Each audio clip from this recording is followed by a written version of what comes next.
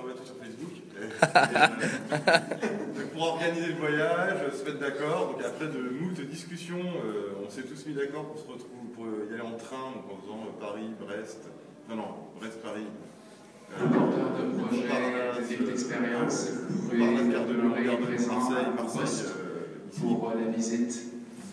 Merci. Donc, qu'est-ce qui s'est passé ensuite? Donc, on s'est donné un point de rendez-vous à la gare. Donc, on avait une personne à mobilité réduite avec nous à la gare, qui a eu un petit problème parce que elle n'avait pas sa carte qui prouvait qu'elle était à mobilité réduite. Voilà. Et donc le contrôleur une fois qu'on était monté à l'entrée, était pas très sympathique parce qu'il ne voulait pas la croire. Donc on a imaginé que heureusement, en 2015, il avait ça sur son smartphone avec un QR code que l'autre le contrôleur pouvait lire et vérifier que c'était bien vrai. Voilà, qu'est-ce qui s'est passé entre Paris et Brest? Non, il y avait aussi évidemment un des membres du groupe, toi pour pas le nommer, qui était en retard et donc il ne trouvait pas le wagon où on était, donc on lui a envoyé des SMS, on l'a appelé, on a communiqué comme ça. Ok, donc ensuite entre Paris et Brest, c'est pas là où il y a le train, il y a une annonce. On est en retard. Voilà, le train a du retard, donc a priori pour ça, on va s'arranger, on commence tous à chercher avec des applications type SNCF, comment est-ce qu'on peut rattraper, quel train suivant on peut prendre, etc. Par contre, c'était plus problématique pour la personne à mobilité réduite qui, elle, avait un rendez-vous avec une personne, une sorte de taxi là, spécifique pour la transporter d'une gare à l'autre. Et donc, c'était quoi la solution? La solution, c'est qu'on a eu de la chance parce que la personne pouvait attendre à la gare qu'on arrive, mais si cette personne-là n'avait pas pu attendre, on aurait été très embêté par rapport à la mobilité de cette personne. On ne sait pas comment on aurait pu faire dans les transports parisiens qui ne sont pas du tout accessibles, comme chacun le sait. Donc, ensuite, il n'y avait rien de spécial. On passait d'une gare à l'autre. On s'est quand même pas mal pris la tête pour savoir comment on allait faire pour changer nos billets. Ça a pris beaucoup de temps et ça nous a mis encore plus en retard parce qu'il a fallu repasser au guichet. Ouais. On s'est engueulé avec les contrôleurs. Tout le monde s'est pris la tête. C'était l'hystérie générale. Voilà.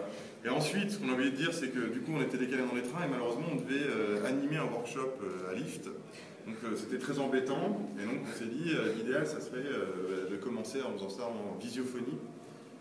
Du train, de parler aux gens de l'autre côté. Ce qui a bien marché à un moment, jusqu'à temps qu'il y ait une coupure d'électricité, qu'on ait plus de batterie, donc ça a coupé.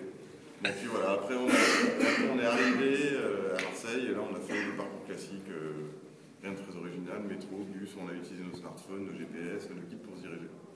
Et donc les idées radicales que ça nous a inspirées, alors il y a eu quoi? L'idée un peu globale, c'est de faire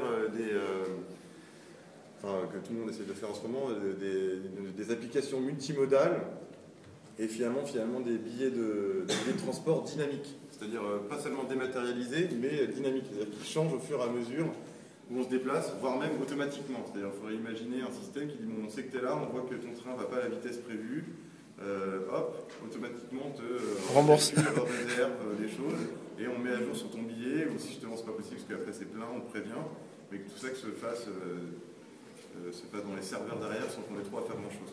D'accord. Ça, oui. On avait comme idée. Ouais. On a beaucoup identifié sur aussi les manques en termes de réseau, de Wi-Fi, de 3G, etc. que ça manquait aussi potentiellement à certains endroits du trajet. Et donc on pouvait imaginer des bagages, la valise que sont en train de faire les Américains, là, qui est la valise Internet dans une valise. Donc est-ce que... Mais bon, après ça dépend quand même sur un réseau, donc on pourrait imaginer les réseaux mesh d'un wagon à l'autre, avec un autre train. Mais bon, tout se transporter avec des sortes d'antennes 3D de secours dans la poche. Et puis par rapport à la coupure de courant généralisée, on s'est dit que le TGV, il pourrait être un éco-TGV, c'est-à-dire qu'il il autoproduit sa propre énergie à partir des sandwichs de Starbucks dégueulasses. Ouais, voilà, on imagine en fait pouvoir se brancher dans les petites poubelles que vous avez dans le train. Pour aussi rassurer le trajet entre nos correspondances, vous pouvez imaginer un système de guidage en réalité augmentée. Oui. Oui, qui nous permettait donc non seulement de voir en fait, les options grâce à notre billet dynamique, mais aussi lorsqu'on sort de la station de métro, de positionner notre téléphone